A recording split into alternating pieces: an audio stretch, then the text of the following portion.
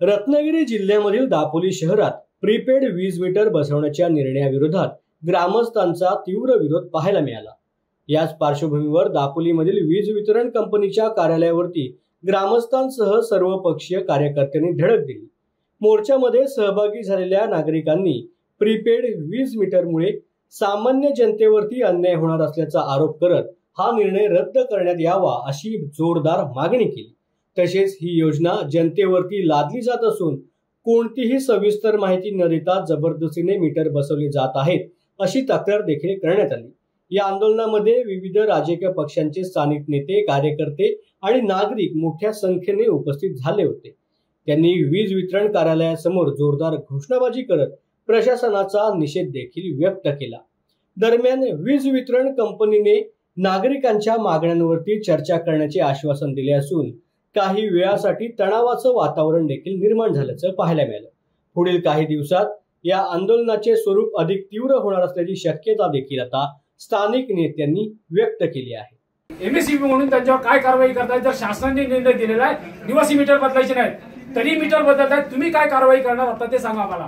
कायद्याने आम्हाला तुमचं उत्तर नको आहे, तुम्ही कारवाई काय करणार ते सांगा। घटक पक्षांच्या वतीनं दापोली तालुक्यामध्ये जबरदस्तीने कुठल्याही दापोलीच्या जनतेला विश्वासात न घेता प्रत्येकाच्या घरामध्ये जे घरगुती मीटर, जे स्मार्ट मीटर जे बसवले जात आहेत त्याच्या विरोधात आज दापोलीच्या महाविकास आघाडीच्या वतीनं आज एमएससीबी अधिकाऱ्यांना या ठिकाणी निवेदन देण्यात आले आणि त्या ठिकाणी त्यांना सूचना, त्याचबरोबर त्यांना विनंती केली की कुठल्याही पद्धतीनं, कुठल्याही प्रकारच्या जबरदस्तीने दापोलीतील नागरिकांच्या घरामध्ये हे मीटर बसवू नये।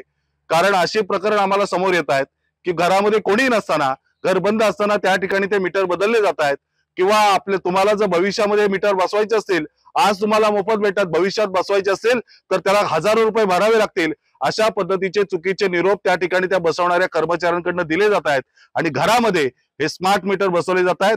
माझं म्हणणं, देशामध्ये, महाराष्ट्रामध्ये अनेक माध्यमातून या ठिकाणी जनतेची लूट केली जाते आणि त्या ठिकाणी या मीटरच्या माध्यमातून देखील सर्वसामान्य लोकांची दर महिन्याला पिळवणूक करण्याचं काम या शासनाच्या वतीनं करण्यात येते।